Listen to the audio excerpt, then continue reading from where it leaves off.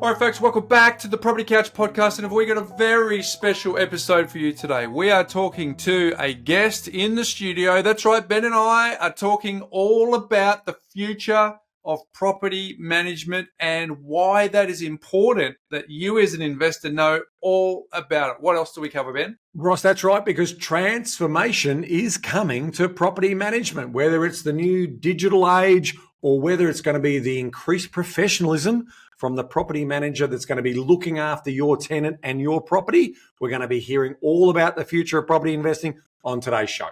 Folks, if you are a serious property investor, you cannot miss this episode. Let's rip into the show.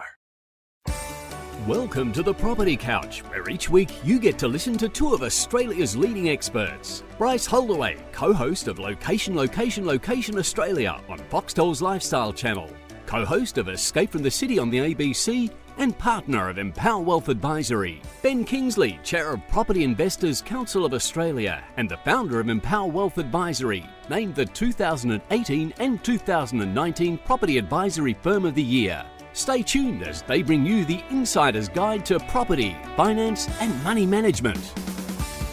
All right, folks, welcome back to the Property Couch podcast. And of course, welcome back to you, Ben. We are very, very much in the shadows of summer, although in Victoria, you wouldn't know it.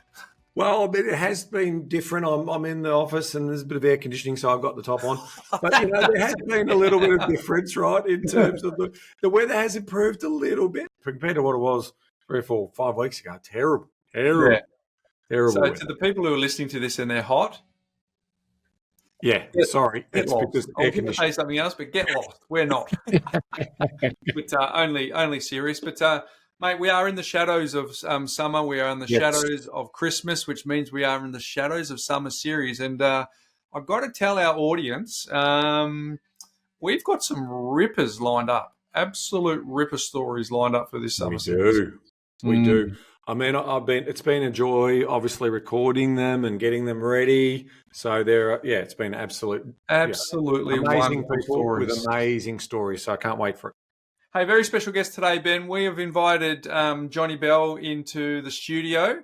The reason we've got him in is because the future of property management is well and truly discussed today in this episode, because we're going to unpack how important it is that you, as a property investor, understand the structure within which your property management business works under, so you've got a better understanding of how you can choose a property manager. So we're confident today that that our audience will get a really good understanding of what it looks like to look for a good one. And that's right. And we double click on basically some questions that we asked Jonny around how do you find the good ones and how do you know the good from the bad. So it was a great interview. Hey, Bryce, before we do go to that interview, I just want to give everyone a reminder about our free property market reports on Moorr. They have been a success. We've had over 1,000 people already download those free reports. So if you haven't already, go on to the Moorr platform, go into My Property under Research, and you can get free property reports. We've got them for houses and for units across over 15,000 suburbs. So very comprehensive. Very comprehensive. And folks, I used to read out the URLs, but if you want to grab one of those, just click in the show notes. All you have to do is go click, 2 clicks, and you are there. And the other thing too, Ben, of course, is the TPC Survey. Yes. Finishes imminently. So we want to hear from you. What do you want on the podcast next year? And really imminently in the sense that if you're listening to this straight away as it becomes live, you've got a couple of hours. Those people who haven't listened on the first day, you may miss out. So we are cutting it off, unfortunately.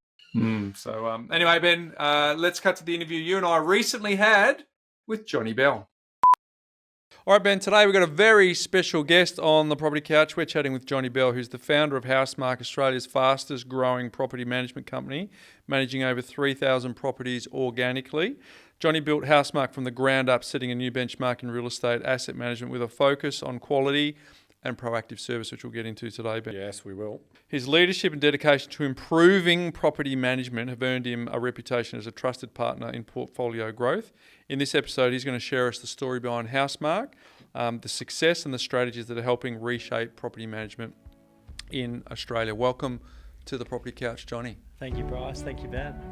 It's a pleasure.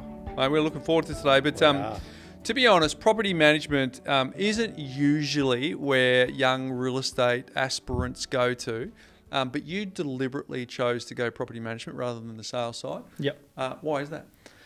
1/3 of our country are tenants. And the Australian dream is to own an investment property. And it's such an important part of people creating wealth for themselves. And everyone's always gone after sales, and sales is very transactional, where property management is very relationship driven. If you start a property management business, you've got clients for life and for decades. So when I saw the opportunity to get into property management, number one, I needed to find an industry that didn't require a lot of capital to get started, because I didn't have a lot when I started.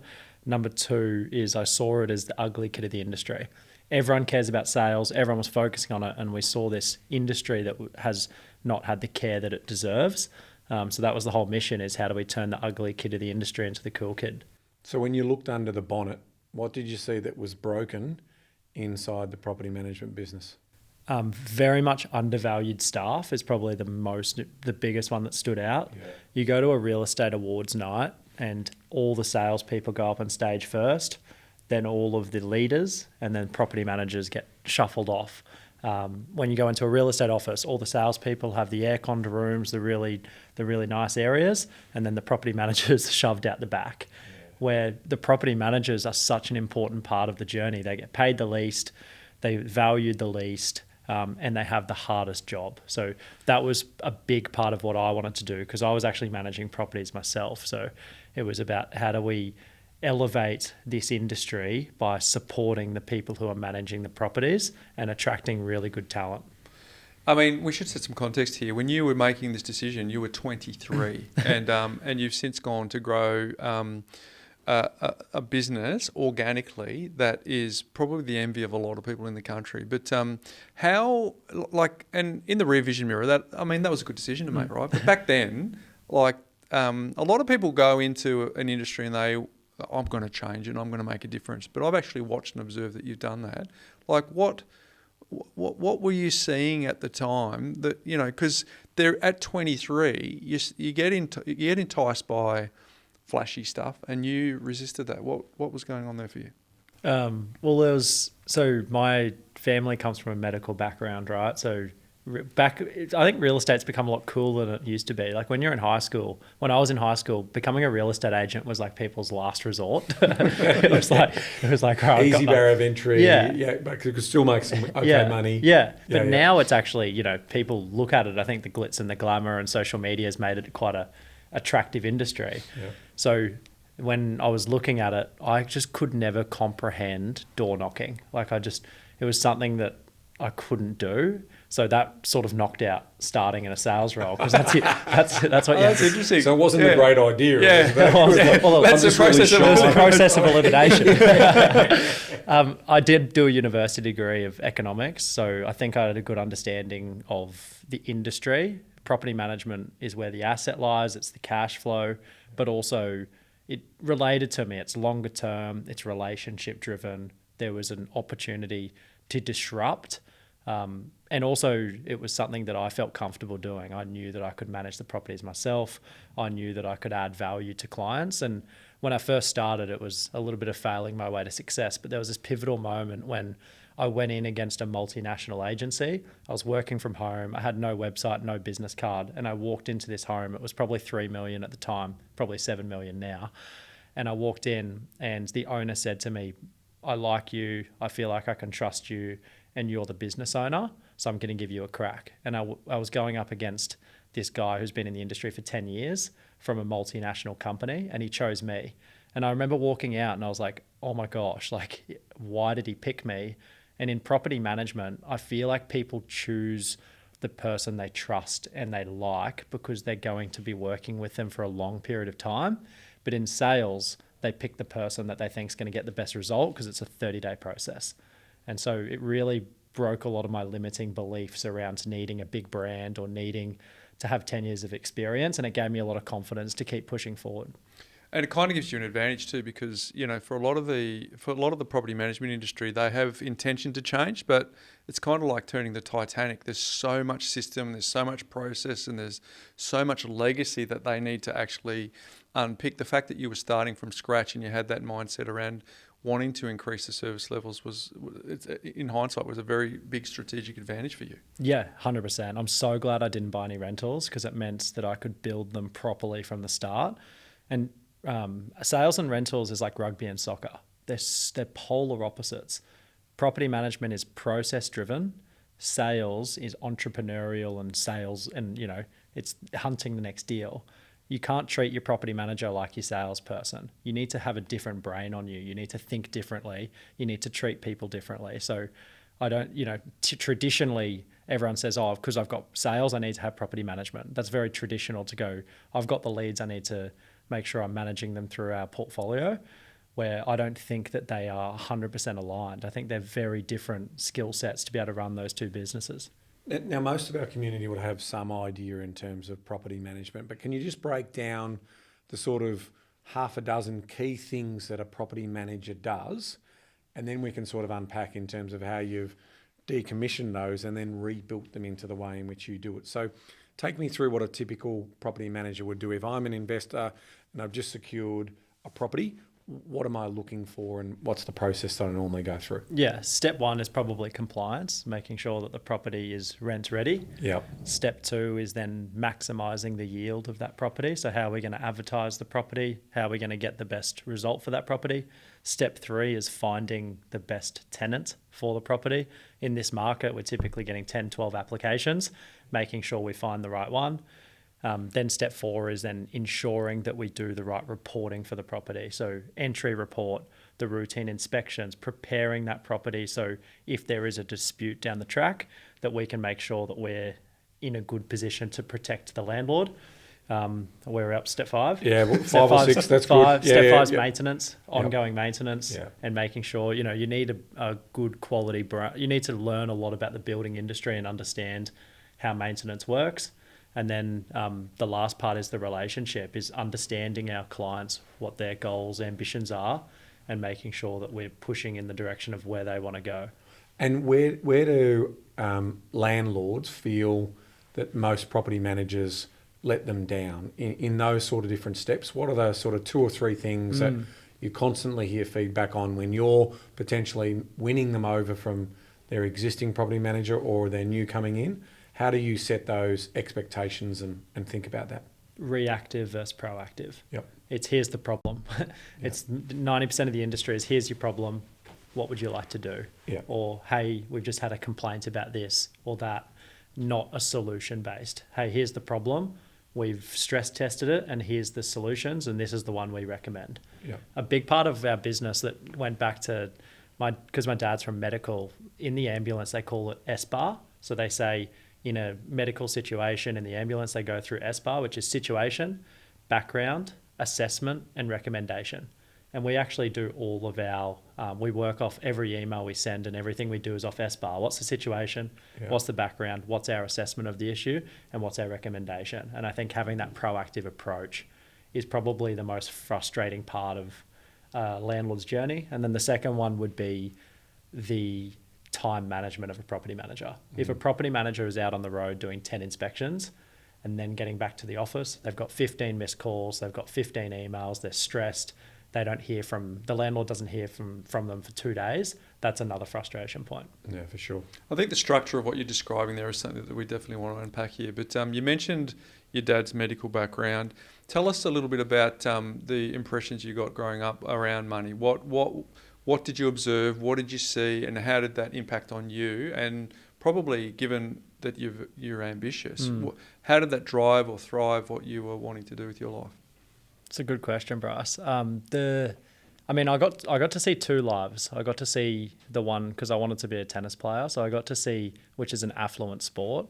So I got to see where my family was brought up in that traditional lifestyle. And then I got to see, when I was tennis coaching, I got to see the opportunity to see these kids whose parents were typically property developers or investors or business owners.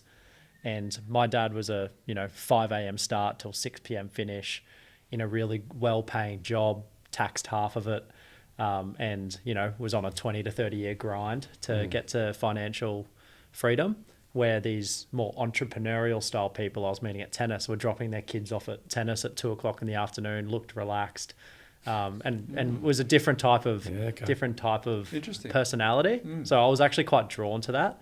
So, I mean, growing up, it was very much working hard, saving your money, don't overspend. I think my dad and my mum I bought my first property when I was 21, and they said that was way too early. Don't do that. Save your cash. So it was a very conservative approach. So take us into those, you know, sort of conversations. Your parents are a little bit more conservative in that respect, and now you're thinking, well, I've got a break, you know, falling too far from the tree. How did you pitch that, you know, message to them, or did you just tell them after the fact? I think I learned to tell them after. Well, I did get excited. You know, I make fast decisions. So typically I bought it and then I'd tell them, and then we'd discuss it afterwards. Well, obviously, you know, you're able to save up a deposit. Yes. So you would, what sort of part-time work, or what sort of work were you doing at the time? Tennis coaching. That's it. So that's how you know, full-time tennis coaching? Tennis coaching. I worked at a fruit shop for a bit, at a car wash for a little bit. I did a bit of everything, but I actually started to make good money in tennis coaching. I'd go to the kids' houses in Ascot and Clayfield, in those areas. Yeah, where they had their own tennis courts. Yep. So you were the mobile tennis coach. Yep. And you get paid better that way. And then I was cutting out the middleman of the tennis centre. Split to the and I was doing 3 or 4 of those in the morning, starting at 5 a.m. till 7, and then I'd do 3 or 4 in the afternoon. So at 21 years old, I was stoked. Yeah, and you had all this time in the middle to keep the brain active and think, what am I going to do? And I was doing university at the time. Yeah, okay. Yeah, so that was and actually, cool story is I bought 2229 Gympie Road, Bald Hills, a splitter block in the northern suburbs of Brisbane, through listening to the Property Couch. So I was 20. What was I? I was 21, and I bought it just before I went to Europe. I listened to about 15 episodes. I was just about to buy an off the plan apartment, decided not to, and then bought that splitter block. And selling that splitter block actually gave me a bit of money to start my own business. Oh, you're welcome. That's a cool story, but thank you for sharing that. I'd love to lean in on the dad stuff, because I obviously know a fair bit about your background, right? So the fast decisions, tell them later, like how do those conversations go now? Because you would be stretching your father's conservatism to an extraordinary amount. Is it like keep low and talk about other things, or do you engage with him about that? No, it's probably, we talk about the dog, the grandchildren. Not the business. No. And you know, they are immensely proud of what I've done, which I've come to learn. I think that it's overwhelming for them to look at the size of the business and where it is now, but I think that they are proud in the way they know how. Yeah. Well, you just debuted in the AFR Rich list, which normally is an under 40 list, but you've made it under 30. Did that strike up any conversation with them? Yeah. I mean, Mum won't mind me sharing when I told, or she saw it in the AFR. Yeah. And then she called me and she said, I'm so proud. I don't really know what to say, though. Did you coach it through that? Yeah. When we were growing our business, Mum said the same thing. Are you sure you're doing everything okay? Like, you're going to be all right? Yeah. That's why I find it fascinating. 'Cause the 3 of us can all relate where we've done stuff that stretched the bounds of what our conservative fathers would have figured. But, I mean, yours is very public when you go out into a publication like that. But tell us a little bit about the part of your tennis journey where you got your pants handed to you and it changed the trajectory of what you did for the next decade. Yeah, so when I was between 13 and 17, all I was dreaming of was to become a professional tennis player. I did part-time school and then played, you know, I was playing tennis 30 hours a week. Yeah. And I got to the age, I was 16 turning 17, or just turned 17, and I flew to New Caledonia to play an ITF. And I was versing this 12-year-old New Caledonian boy, and he would have been up to my hip tall. And I remember it was first round. I get there pumped, arrogant 17-year-old, good in Australia. Yeah. And he absolutely towels me up. First round, 6-love. I didn't win a game. And he's what, 4'9", Yeah. 11 or something like that, 5'2". I'll never forget that backhand. It's just precision. Just basically didn't miss. His dad was a tennis coach, and he actually lived at the tennis centre. So hence he started at 3 or 2 or whatever. Incredible. The Tiger Woods story. Yeah, so I got back on the plane and on the way home, and I just did not want to be a 29-year-old washed up tennis player living at train stations, beaten, just trying my best to make it in something I probably wasn't good enough for. So I made a tough decision when I was 17 to 18. It was reflecting, it was actually really challenging. And even going to the Australian Open every year now, I do sit there and watch the first round. Do you follow his progress? Do you remember? No, I don't. That's too painful. I don't want to know. But he hasn't made it into the top 100 that you're aware of? No. Okay. Not yet. He should be now, actually. Yeah, starting to come through. Which shows you how far away I was. So, and I'm so glad I rechanneled that competitive nature, those learnings and that energy into business. And I wouldn't change it for the world now. Yeah, for sure. So tell us a little bit about the early days of the property management business. It started out, there's some story with some keys and some jet skis and an old apartment block in Brisbane. Tell us about that. So started in a unit block in Windsor. I called the landlord and I said, hey, there's 6 units here. Let me live in one for free and I'll manage the rest. And they said yes. So that was my first office. And when I first started, I was just working from the second bedroom. I put a lockbox downstairs and a jet ski. That was my only asset at the time. And I jumped when tenants had to come collect their keys, they had to jump over the jet ski, put the lockbox code in. I would be upstairs, I'd hear it open, they'd take their keys and on they went. And we did that until we probably had 150 managements. And it was just this really authentic growth story. It was right in the middle of COVID. So it actually worked out really well because people thought I was working from home because of COVID, but it was because I didn't have an office. So yeah, that was the start of it was called Bell Estate Agents back then after my last name. That's now called Housemark. Yeah.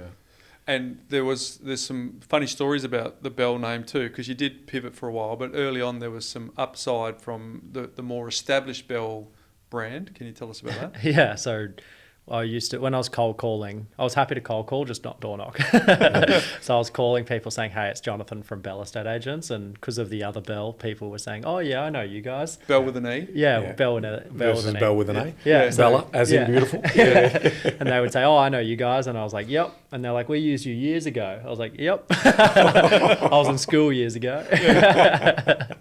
So, yeah, there was upside at the start, but then it actually got a bit too confusing. I didn't want to have it named after my last name. I didn't want to be, it's very traditional real estate. I wanted to build the white family versus I wanted to build an enterprise. I wanted to be standalone property management and wanted to bring some people on the journey. So in terms of our community again, who's listening right now, what is it that you said about doing? You mentioned earlier around the time. People are the most important asset when it comes to property management. They're looking after, obviously, the landlord's, very, very valuable asset. Tell me some of the, and we talked about it's basically process and system driven. What did you start to look at and what did you start to change to differentiate the solutions that you now provide in your business? So a traditional real estate agency, a property manager will earn anywhere between now $70,000 to $80,000. Yep. They will manage about 120 properties. They will do the routine inspections, the maintenance, the landlord relationships, the tenant relationship, all of the application overview. They look after it end to end, and they're managing 120 properties. That's very traditional, and nothing's ever changed. That's really hard because I was doing it. So when if you're doing 120 managements and you're looking at that property 4 times a year, you're doing, help me with the math, 480 inspections a year, whilst you're trying to be in front of your computer to manage maintenance, whilst getting calls. Some are going. So you're on the road, then you've got a landlord calling you for asking for an update, then you've got a potential tenant you've got to show through a property. You are all over the place. It's noisy. So one thing I thought about is, all right, what's the role of a property manager? It's to build relationships and protect the landlord. We get paid by the landlord to protect the landlord. So the senior property manager in our business, and the way that we structured it, senior property manager does the landlord relationship. Then the senior property manager has an assistant who does all of the tenant relationship, all the maintenance, all the back end admin. Yep. So they're freed up to spend 90% of their time with the landlord. So we have KPIs around 24-hour response times. They've got to make sure that their landlords all have their mobile numbers. It's very personal. Yep. Then we have an out-of-office team that do all of the entries, exits, and routines. So our seniors don't have to go out they go to the properties, but they're not going to 480 inspections a year. Yep. They're not spending 6 hours doing an entry condition report. So we separate the roles. You don't need the same qualities to do entry and exit reports that you do to be a relationship manager / property manager.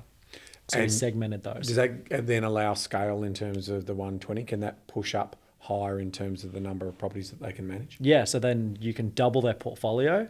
Yep. They get to do what they love. When they double their portfolio, there's more revenue to the business, so we can pay them more. Yep. So we call it a win-win-win. The property manager wins because they do what they love and they get paid more money. The client wins because they're getting a better level of service, because they're dealing with the same person. And the staff retention's not as bad, and they're more concentrated on them. And then the business wins because it's more profitable, so you can reinvest into growth and reinvest into process and systems. Interesting. So it also, like, I know the structure is, it's been refined over time, but tell our community how you worked up to unpacking how that actually works, because I think the important thing here is you said you wanted to change service levels, but a lot of people make platitudes that come out of their mouth and not able to actually change that. What did the early days, the nuance, what did it look like to actually arrive at the model you've got now? What was the trial and error, and how did you arrive at that? Yeah, I mean, me managing a proper portfolio itself was the best thing I ever did, because I learnt the challenge and I learned how hard it is. And most business owners in property management haven't managed the properties themselves. So it's very easy to give advice when you've never done it before and you don't have that empathy. So managing it gave me the empathy to go, that's a tough job and we need to protect the people who are doing it. But then also the other part of it was that's a challenging job. So we need to make sure that we find people who actually can deal with these issues. We're dealing, you could cost a landlord tens of thousands of dollars a year if you have a poor property manager. So my whole vision was, let's find really good quality property managers. Let's pay them really well because it's a tough job. And I learned that through the process of also hiring cheaper talent. Like I'd go through the process of hiring someone cheap because I thought it was a good decision for the business. And then they would provide a bad service. We'd lose landlords. Yeah. So, and then I found a few good property managers who cost more and bit the bullet. And then our landlords were so happy getting good results. And we started to move towards that high performance culture. And so people listening to this, because there'll be property managers listening to this, think, oh, that's fine. Senior property manager, you have an assistant property manager, all sounds great. But at the end of the day, the important part is you're able to pay property managers more and the business remains profitable. And to be able to do that, you had to embrace developing nations' talent. Tell us a bit about how that evolved. Yep. So my first staff member was actually in the Philippines. Her name was Jessica Villa, and she was, I met her through a mutual friend, and she was incredible. Like, I was so lucky. My first experience over there was amazing. So she was doing all of our agency agreements. She was doing all of our leases, all of that admin. She started replying to tenants on my behalf. She was doing a lot of the back end. And then through that process, I was like, she's better than someone onshore. And I started hiring people onshore, and I still kept sending the work to Jess because she was the best at what she did. And then her husband started with me, Adam, and then her two sisters started with me, and we built this community over there. And so our model started to become, these offshore staff members are extremely loyal, extremely hardworking, extremely talented. Why can't they be the assistants for these senior property managers? You don't need a real estate license to do admin. You don't need to be in the country because you can be doing it via your computer. And it's highly profitable. So it started to evolve. And then obviously now another business I run helps other agencies do what we do with the offshore talent. But it's been a pivotal part of the success we've had in regards to service levels, but also profitability. Because a lot of the work that you do is admin intensive and time intensive. So how do you strike the balance between the technology and the people? Like, what other things have you looked at in terms of the systems and processes that has been able to speed things up? Yeah. Or from a landlord's point of view, the biggest thing I want is regular communication. Yeah. So what are sort of some of the things that you've blended together to get to that solution? And again, trial and error. Yeah. What did you attempt and what didn't work, and then what has worked for you? Yeah. Our whole philosophy is high tech, high touch. Yeah. So the whole philosophy is, how do we enhance technology so we can be more personal with our clients? And we've never used technology to replace service. It's to show that we provide a better service. And I think that's somewhere at times where the noise comes in, is amplify it. Yeah. Yep. So that's been the philosophy. Some of the mistakes we've made in that is the wrong tech stack, going for the cheapest option, not invest. That's one regret I have, is not investing in our infrastructure earlier. So we would use our technology and we'd always be putting a band-aid on it as we were scaling, not investing, backing myself to go, I know we're going to get to 3,000, let's build the tech and the infrastructure up front for that. Yep. But now we've heavily invested in it. We've got an amazing tech stack. The way to get them, property managers are extremely process driven and amazing at process. So having a really strong process is really important. So we've built really strong infrastructure and process that our senior property managers and our offshore team can follow. And are you using any of the sort of latest, video photography tech in terms of scanning and doing digital, twins, so you can look at, wear and tear versus damage on properties? Are you getting into that space? Yeah, we've got this really cool software now and cameras where our routine inspections are 360 camera review. So every room, when we do an entry report and an exit report and routines, we get the landlord gets a 360 camera walk through their home. And then at the entry report, it does it. And then at the exit, and then it compares to see where the damage is. So if you do go to QCAT or you have to go to court to argue it, you have a very clear picture. Very clear picture. Landlords love it as well, because it feels like they're walking through their home 3 times a year. Yep. No, I think that's an excellent move. I think we should tell our audience that your business, Housemark, is one of the businesses that we refer to. And one of the things that we do, and there's no commercial relationship, just to be clear. One of the things that we do is, with our clients, we say, hey, listen, when we buy the property, we'll interview people in wherever you've bought it, and we'll actually look underneath the bonnet to see the difference between what they say they're going to do and what they're actually going to do. And one of your team, Nat South, was someone that we were working with for a long time, and largely because she was someone who was process driven. She said what she said she was going to do, and she was one of those rare ones where we could go to the bank on what she said, because at the end of the day, when we refer to a property manager, it reflects on us as a business if they do a rubbish job. So it's super important. So how do you maintain scale and service levels as the Housemark name is starting to become synonymous with that extra level of service? How have you guys been able to tackle that? We are now in a position, so the early days there was a lot of key man risk. If a property manager went away, that portfolio was neglected. If I wasn't there, obviously the business wasn't going to run. So we're very privileged now at 3,000 where we have, for example, one of the things we've got is a roaming PM, a property manager, which means that when one of the property managers is away, sick, on leave, another property manager who knows our process, knows our systems, who works in our office, will plug that hole in that portfolio. We then have a head of department who checks every email before it goes out, who speaks to the tenants directly, who maintains service. We've obviously got the amazing Nat South, who's our CEO, who's driving direction and strategically. So at the scale we're at now, it's given us an opportunity to invest in additional people, but also leadership roles, and then making sure that we've got the people, if someone leaves or isn't good at what they do, we can quickly replace it. So that's probably one of the benefits we've got at scale now. And then again, it's just, we've been able to continue to segment the roles. We have a head of routine inspections. So their job is, when someone comes into the business, to train them on how to do a routine inspection. We have a senior property manager in a pod that trains the juniors to become seniors. So it's given us infrastructure so that we can have succession planning and also ensure that there's no key man risk. Now, to Bryce's point, as you say, yes, we don't have a commercial relationship, so we don't get any referral fees or anything like that. And when we're coming up to buying 4,000 properties for our clients over the journey, and we buy them in 5 states across that journey. So, for our community who might have properties that are outside markets that you may operate in, what are 3 or 4 really great tips that you could give to the landlord in terms of assessing it? Like, we have a checklist. To Bryce's point, we're going into a new market. We want to find 2 or 3 referring property managers in that area. What's some of the really important questions a new landlord going into a new area, or a new landlord generally when they're trying to vet property managers, should be asking? Yeah, the big one I would do if I was a landlord is, and the BDMs won't like this. So typically you've got a BDM who is out there prospecting, and then once they've signed you up, it pushes to a property manager.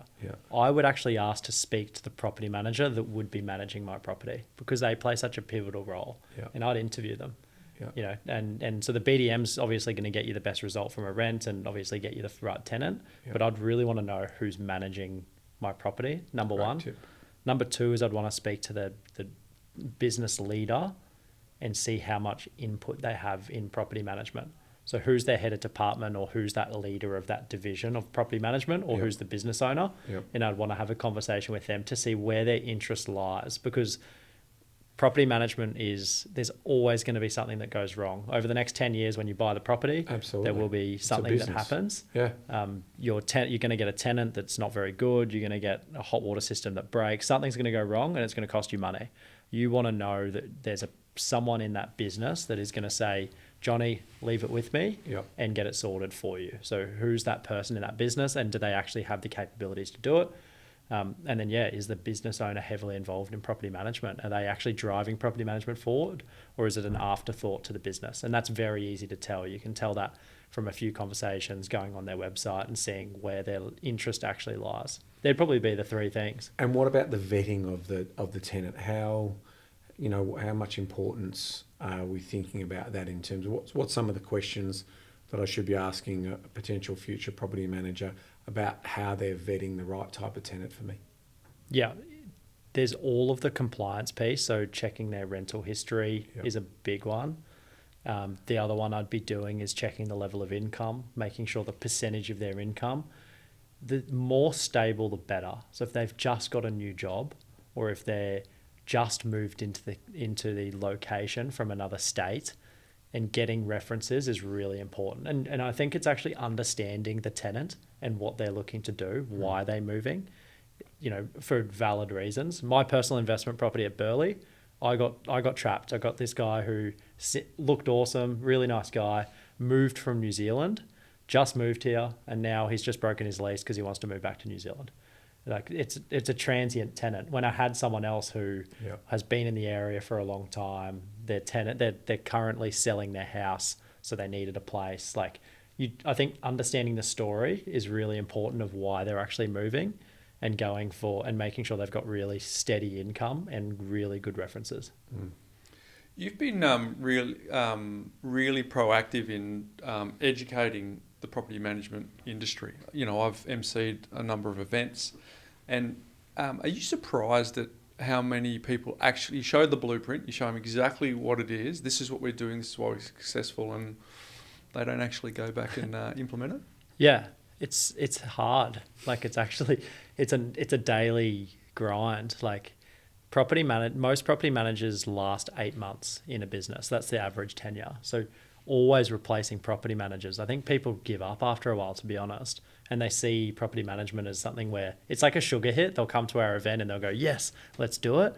And then they get really distracted by this new sale over here or this buyer they're speaking to. So there's this continual distraction. And also it's just a hard industry. It's energy taxing, and it takes a lot of time and effort on a daily basis. And if you don't give it attention for 3 months, it takes a long time to get it back to where it should be. So I think that's probably the reason. I mean, I've been a judge on a lot of those real estate awards. And I've, there might be 20 or 30 applications or finalists, 20 usually, that I have to vet through. And so, to Jonny's point there's a lot of businesses who sort of work in platitudes and do it the same way that's already been done because they don't have the energy to make a significant change in their business. I mean, you are literally changing the way in which things operate, and if they've got a sales business or whatever. So the applications for the awards that stick out the most are the ones where effectively they're trialing new things or they've got a different approach, and they can articulate that approach in terms of their value proposition, in terms of what they're doing that's different to everyone else. Because, I'm sure that there's plenty of people listening to this podcast going, they're all the same, aren't they? I mean, their job is to find me a tenant and look after the property for me. I mean, really, it can't be that hard. It is hard, and there are always challenges that are foreseen and unforeseen in terms of what happens there. So I think it is an important point that the reason why I think most of them don't pull the trigger is because they're like, oh, gee, that's, I've got to rebuild my business, as opposed to what's working is 70% okay, but then they don't factor in the staff turnover as part of that. Yeah, and probably the other part as well when you were saying that is landlords don't realise how easy it is to change. So a lot of landlords we speak to, they're not happy, but they still don't change because they think it's a big process. When in reality, it's literally one email. If you email your property manager, if they're not doing a good job, you email them one email and you give them 30 days notice, you can change property managers and you don't have to do anything. The new property manager will do it all. But I think the perception is changing property managers, you can only do it at the end of a lease. It's going to break the lease. There's going to be a lot of work to actually make it happen, when in reality, that's not the case. So because it's quite a sticky business and people don't move, there's no incentive for business owners to continue to evolve and become a better quality business. For our audience, the reason we're labouring on some of this stuff is because it's really important that you actually, when you're choosing a property manager, that you actually do go to the effort to try and find out some of this stuff, because at the end of the day, you want to have a relationship with the property manager. You want them to return your call in a timely manner. You want them to provide a solution rather than a problem. And I guess, Can I tell you a story? Yeah. I've got right now our Broome property, right? So the Broome property that we've got, the property manager just abandoned their duties. So like they literally just, so at one point there, we had this property manager, the business was going okay. I think they sold the business. And then we had this part-time backpacker who was our property manager. And, and she wouldn't respond to emails for 7 days. Yeah. And then we had a friend up in Broome. We said, can you just go around it? And there was just a sign on the window back in 30 minutes.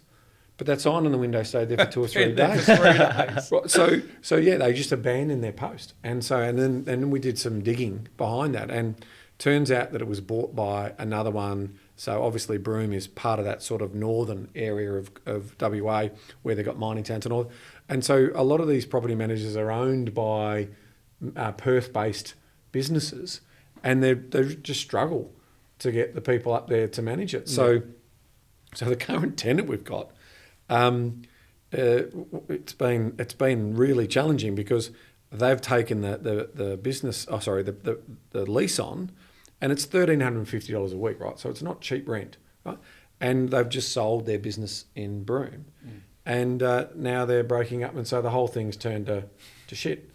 So that's the importance of, you got to start with a good. Now, of course, hey, I took the risk to buy, and I've been very clear on the pod about buying in particular locations like this. Yeah. I'm doing it for a particular reason. That's why we don't buy for other clients in markets like that, because those assets now, they just take a lot of time to operate and manage. But that's the importance of what you were just saying before about. Well, because there's four things in there. There's growth and yield, which everyone's, but there's also vacancy rate and quality of the tenant. And the property manager that you choose has a very strong say in those last two, which is what a lot of investors don't think a lot about. But you've got a mantra that you want the highest paid property managers in the industry, and you've even taken people from outside of the industry, largely because of the way that it's structured. It's about the relationship you have with the people. So can you talk to that? Yeah, why can't we philosophy in our business? So why can't we have the highest paid property managers in the country?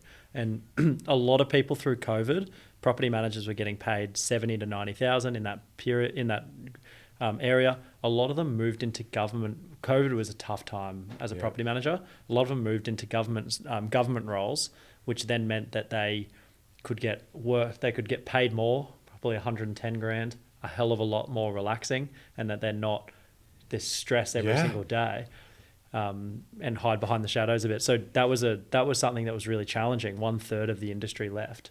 So how do we get them back? We need to make the job attractive. The good ones, we need to make the job attractive, and we need to pay them more they could get anywhere elsewhere. So my personal thoughts is 120 grand to 140 grand is the goal.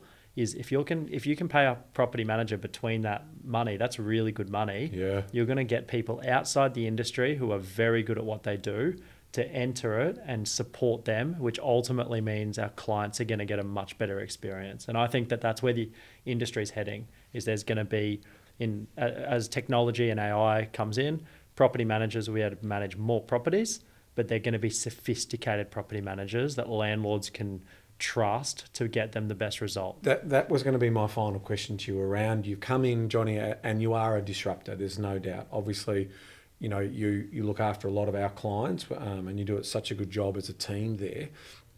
As a disruptor and someone who's got a vision for what property management looks like, take us 3 to 5 years in your mind in terms of where you see the industry and potentially how it's going to operate. Do you think that far ahead, and do you start to think about what it could look like? Yeah, I mean, I think that property management will always be a noisy industry. You're dealing with so many stakeholders: tenants, landlords, keys, tradies, and none of them like technology. So I always say, AI is never going to fix the fact that the tenant leaves the key under the garden gnome and we can pick it up between 11 a.m. and 1 p.m. That's a relationship. So I think I personally think that property management has always been noisy and always will be noisy. And it's going to be an industry that is hard to disrupt substantially. I don't see technology taking over the space. All I see is technology improving the service levels. I think property managers will get better. I think property management businesses will become more sophisticated and more professional. And I ultimately think tenants will get a better experience as technology gets better. And hopefully we're playing a good part in, creating the awareness of how important it is, because, we've spoken a lot about landlords, but also tenants. If you don't have a good business, you're impacting tenants' lives every day. We got 3,000 tenants who call our properties home. So it's so important that when they move into that house is ready for them to live in, and that it's got a good roof, and if there's a storm, they're not going to get flooded in. So it's so important for just the Australian culture. So I think that in 5 years' time, the quality is going to go up. I think property managers will be paid substantially more. I think that they're going to manage more portfolios. I'd see an opportunity where property managers might have 1,000 properties under management, but they'll have an EBU, an effective business unit, that manages it. And they've got amazing tech that can take away 80% of the noise so they can focus on the relationships. So I think that that's where it'll continue to go. So as we get to the point in the discussion for me, you've been interested in building your wealth through business, right? I'm interested to know what place property has in parking profits. Is it a place that you like to park your money? What's your view on it? Dealing with so many tenants and seeing it from your point of view, has that changed or coloured your view on property as an investment class? I absolutely love property. I mean, property got me into business, and Bryce, we speak regularly about property, and it's a big part of what I want to do into the future. I've gone on a bit of a buying spree the last 12 months. I've got a few properties on the Gold Coast, a few properties in Brisbane, and a mix of commercial and resi. But, as you've said, Bryce, and taught me a lot, is the leverage that you can get off property versus any other asset class is incredible. And I see property my really safe option that's going to be able to, I'm so lucky I'm 29. If I've got $20 million of property now at 29, there's a good chance that that's worth $40 million in 7 years' time, and then I can leverage that to keep going. So it's not as exciting as business, but it's a lot safer and there's a lot more leverage available. So I see it as a big part of my growth and to create generational wealth. And your mum and dad are going to be happy with that. They'll be very literally. Exactly. So, hey, I've got to tell this funny story because part of what the way that you structure up Housemark is largely because of the remote professionals that you deal with offshore, right? That like to remain profitable. Would that be fair? You can't do that without. And so we in our business use remote professionals as well, and we've sourced a percentage of them through your company, which is Wingman. So you met me at ARIC maybe 3 or 4 years ago. And I remember Jonny came up to me, Ben, and like right in my space, and like there was just this familiarity with him that I didn't that what at that time wasn't two ways. And he'd just taken our team out for dinner the night before. I couldn't make it because I flew in to the event later. Yeah. And so we struck up a conversation. We had breakfast the next day. We spoke a lot in the 2 or 3 months following that because there was some mutual conversations that we enjoyed. And then all of a sudden, out of the blue, he rings me and he goes, Bryce, how would you feel about coming to the Philippines with us? This is probably, 3 or 4 months after I met you and probably only 6 weeks away or whatever. And he goes, look, to make it an easy process for you, we'll cover the bill. You just need to bring some money for pocket money for spending. And I'm like, okay. But I was intrigued because I wanted to see how it all worked over there. We dealt with them for some time. Anyway, so I go home and I tell my wife, I go, hey, listen, I've just been made an offer. And she goes, right, okay, tell me a bit more. She goes, a guy that you met 4 months ago is willing to take you over there and Has he ever asked you about your kidney health? What's the catch? I said, don't worry, I've only got to carry his luggage to the airport. And obviously it broke the ice. But then she goes, all right, let's do our homework.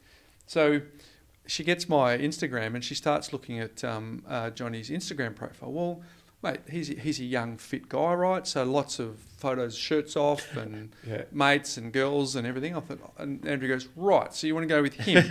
And then we go, well, no, he's got another mate. He's a bit more conservative. So Jono, which is a friend of his. So then I go and going to Jono's page was even worse because he had his shirt off more and he had more. And so obviously, they live in Queensland. Obviously the it's been a great relationship and we've built a lot of that relationship over time. But at the time, this is my introduction to Jonny. How do you recall that first meeting and the relationship you've been able to build with Bryce? Well, I couldn't understand it from his point of view because I don't have a wife and kids. So I was like, come on, Bryce, let's go. That's right. But then reflecting on it, I'm like, all right, this 29-year-old's taking you to the Philippines. I've got to seek approval. That's right. You weren't 29 at the time. You were 27. Literally. But no, I've always looked up to what you guys have done and the fact that the property couch saved me from probably an investment where I would have lost money to buying one in Bell. Do you ever look back on that one, the one that you had your eye on? The off the plane one or the... Yeah, well, not only that, I didn't talk about it, but my parents were going to as well. But they were going to buy one in, I think it was off the plane in Rocky. Oh, geez. And then also one in Hamilton. Ooh. So, but then they ended up buying 2 residential houses, one in Kapira, one in Nunda, which now they've sold and now they've retired in Kingscliff. Yeah. So perfect. like the quality of life through good investments is incredible. And we get to see both sides. We see the properties that you guys buy for clients and how much wealth it creates. Yeah. But then we also sometimes see people who buy these properties that are not performing. Right. Let's go off the plane in Hamilton where there's a massive oversupply at the time. Yes, all these units that haven't grown in value for 12 years. And it actually stalls the landlord from living the life they thought they were going to live. Correct. Like it's incredible what an impact a good investment or a bad investment can make on people. So it's been a fun journey. All right, so the final question then is what question didn't we ask? That because the whole context of this conversation is to equip our community with a better understanding of the property management industry, a better understanding of how important it is that they do the right checks to understand which property manager they're using, and in order for them to focus on those last couple of things, minimise vacancy rate and make sure they have a quality of tenants experience. Is there anything with that goal in mind to help our audience? Is there anything that we didn't discuss or that you think probably needs to be hit on just so that they make sure that they're doing the right thing? There's probably two things. One is that from me being in the industry, there's never been a better time to maximize your yields. Like the supply is so short, and I think that a lot of people are undervaluing and not maximizing their yields at the moment, and they're just comfortable doing a $20 increase once a year or a $50 increase, and that's what they've always done. I would highly recommend doing a market analysis, either yourself or getting a professional in to have a look, because there's a good chance your properties are under-rented. Or on Moorr, Ben. I was about to say, you can start on Moorr with our rental analysis report that we have on Moorr as well. Yes, 100%. And then talk to your property manager. Because the trade-off there, and I've been vocal about this now for several months, with the increased cost like land taxes, that the governments and the regulators are making running your small private rental accommodation business a lot more expensive to run. So what I would be saying, and they're trying to put things in like, restrictions on the cap of how much you can increase each year. So I'm saying 4 to 5% as a minimum. You need to be baking that into your planning in terms of what that looks like. But then have a chat with your property manager, and you've got to then balance up the conversation around, to your point, the great customer that you've got, the tenant that you've got in the business, because they're your customer as a business. Are you willing to shave a little bit off because they respectfully look after the property and they treat it like a home? And then getting that balance right. But what you can't afford to do is not put your rents up for 2 or 3 years just because you've got a good tenant. You do need to say, look, the cost of running my business has gone up with land tax, insurances, and all of these now minimum standards. And you've come into the Melbourne market and you can now understand just how stupid and overreach that's happened in this particular market in terms of how much cost, compliance, minimum standards that is ruining the market down here. And the people that they're trying to protect the most, being the tenant, are going to have to pay a lot more to live in properties in Melbourne and Victoria going forward with their stupidity. So I think it's a really important point. 100%. And the more investors that have exited the market because of the challenging, all that's done is push the rents up. So the investors that have actually held on and have had a good property manager help them through that journey are actually better off. They are. Because they're actually getting a higher yield. And we're starting to see that, I think, in Victoria now. Swing. I mean, the market's been underperforming here because of the economic settings that are just decided by, the rules of the game have been decided by this government in Victoria, and they've stuffed it.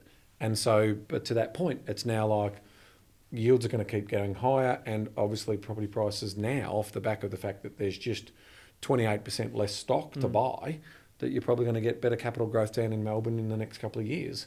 Only because everyone still thinks that Melbourne's affordable, yet the economy's going to be challenged in the next 5 to 10 years because of the stupid amount of debt we've got. So it's interesting. That was one thing. You said two. I forgot now. Very good. Well, so what we'd say to our community is this: if you've got a great property manager in Queensland, great, terrific. But if you've listened to this conversation and you're thinking, oh, maybe there's some other things, what we'd do is click the link in the show notes. Jonny's again, we don't ask for any referrals. We don't get any referrals, but he's agreed to give the Property Couch community only an offer. Jonny, just if they want to send the email and they want to experience better service because of how important it is, they can get in touch with you on that. So want to offer the Property Couch community 3 months free management, which works out to about $500 to $700 of management fees.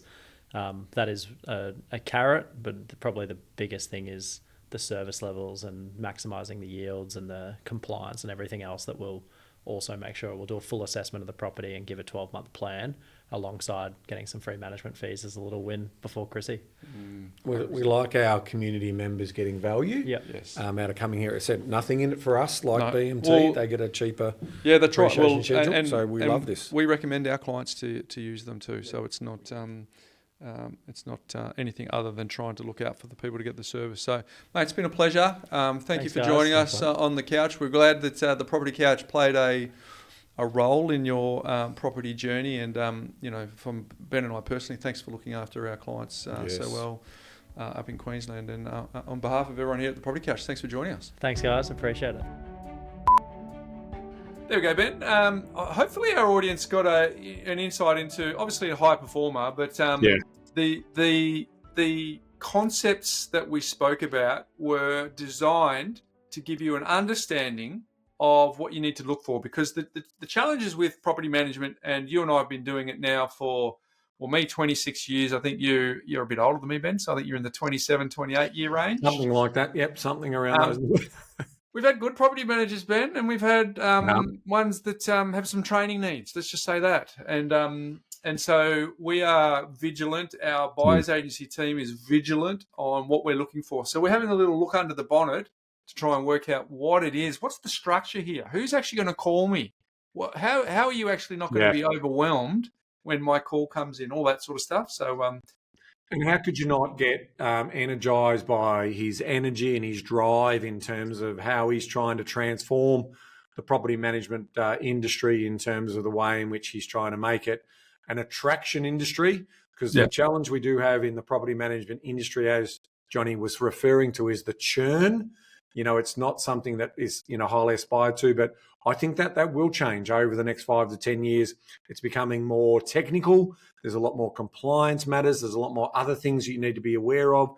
So it's going to be an attraction industry, and hopefully it's going to, the remuneration that's going to be offered in that industry will improve, hopefully over time, as well as the technology, the digitization. So a lot to watch out for in terms of what's happening in the property management space in the next 3 to 5 years.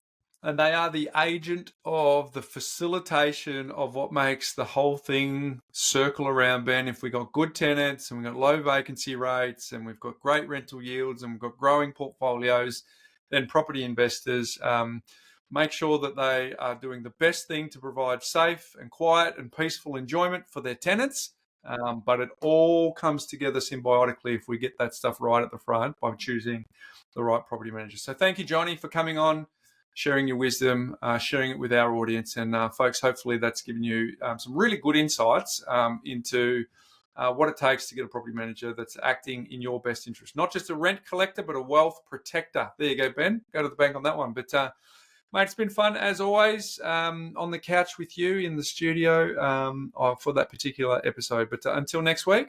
Hey, Bryce, before I finish off on the show, just one last thing, and that is that next week is our last episode before we move into summer series.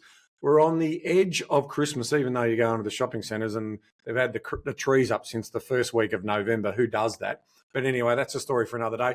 But as you're coming into Christmas, this is a time to enjoy yourself, but it's also a time for spending. So what we're going to do in the last episode is we're going to look at the art of spending, being smart about spending, and hopefully we'll also share a pretty big announcement in that space as well. So that's all what we've got for next week. But until then, remember, knowledge is empowering, but only if you act on it.